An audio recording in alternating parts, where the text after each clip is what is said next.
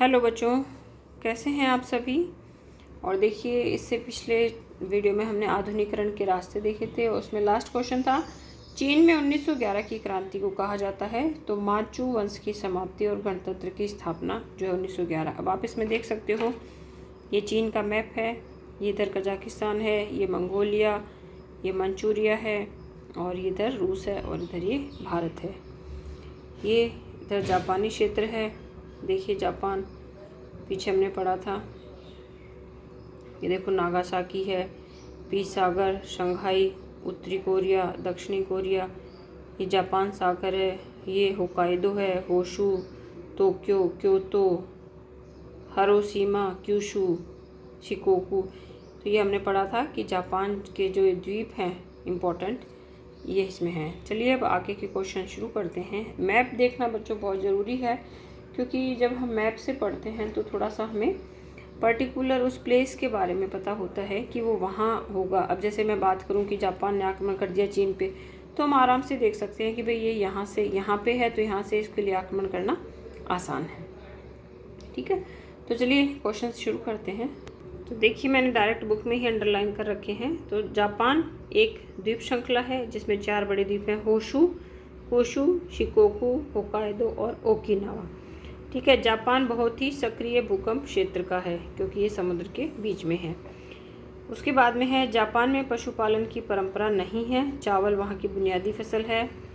कच्ची मछली साशिमी या शुशु अब दुनिया भर में बहुत लोकप्रिय हो गई है। अब देखिए, जापान पर क्योतो में रहने वाले सम्राट का शासन था, लेकिन 12वीं सदी तक आते आते शोगुनों के हाथ में सत्ता आ गई,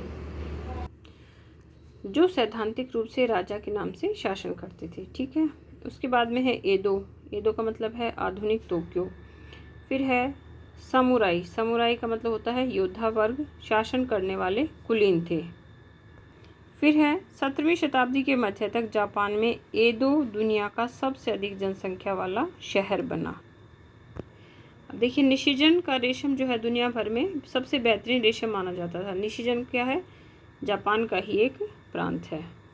और जापान के बारे में कहा जाता है कि जो द्वीप हैं उन्हें भगवान ने बनाया है और सम्राट सूर्य देवी के उत्तराधिकारी हैं। फिर देखिए, ये गेंजी की कथा है, तो मुरासाकी शिकिबू के द्वारा ये लिखी गई है और इसमें राज दरबार की काल्पनिक डायरी है। तो द टेल ऑफ द गेंजी जापानी साहित्य में प्रमुख कथाकृति बन गई है। ये देखिए, मेजी वंश की स्थापना 1867 से 68 में मेजी वंश के नेतृत्व में तोकुगावा वंश का शासन जो है वो समाप्त किया गया। फिर बाद में शोगुन जो थे उनको ज़बरदस्ती सत्ता से हटा दिया गया और सम्राट मेजी को एदो ले आया गया। एदो को राजधानी बनाया गया। इसका नया नामकरण हुआ टोक्यो, जिसका मतलब है पूर्वी राजधानी। देखिए आप, ये जहाज का चित्र भी बना हुआ है बुक में। ये जापानी शब्द देखो, फुकोकू क्योहोई का मतलब होता है समृद्ध देश और मजबूत सेना। ठीक है, और उसमें लास्ट में है कि सम्राट को सीधे सीधे सूर्य देवी का वंशज माना गया है। ठीक है, और सम्राट का जन्मदिन जो है उस दिन राष्ट्रीय छुट्टी का दिन बन गया, मतलब छुट्टी कर दी जाती थी उस दिन कामकाज की। देखिए, बुरबुरा का अर्थ होता है बिना किसी लक्ष्य के घूमना। 1925 में यहाँ पे पहला रेडियो स्टेशन खुला। देखिए, 1960 के दशक में जापान में मीना माता के पारे का जहर फैला, हवा जिससे क्या हो गई, प्रदूषित हो गई। तो इस तरह की जो क्वेश्चंस हैं वो लाइन टू लाइन पढ़ने से निकलते हैं, तो ये बहुत ही इम्पोर्टेंट है हम लोगों के लिए। और ये लास्ट में चैप्टर के कुछ इम्पोर्टेंट फैक्ट हैं, तो मैं आपको दिखा देती हूँ। 1603 में तोकुगावा लेयासु द्वारा ईडो शोनगुट की स्थापना। फिर है 1854 में जापान और संयुक्त राज्य अमेरिका में शांति समझौता। 1868 में मेजी की स्थापना। फिर 94-95 में चीन और जापान का युद्ध। फिर जापान और रूस का युद्ध, कोरिया सम्मेलन, पहला विश्व युद्ध। फिर सभी पुरुषों को मताधिकार, हिरोशिमा व नागासाकी पर परमाणु बम 1945 में भी मैंने आपको मैप दिखाया था।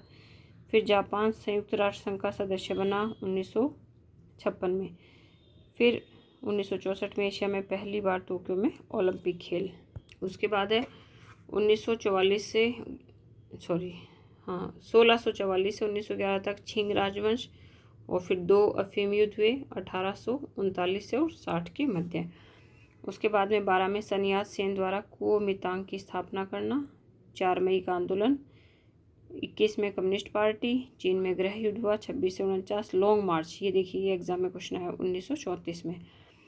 फिर चियांग शेक ने ताइवान गणतंत्र की स्थापना की, सीमा विवाद को लेकर भारत पर आक्रमण 62 में, 66 में सांस्कृतिक क्रांति, और ये इसके इम्पोर्टेंट क्वेश्चन।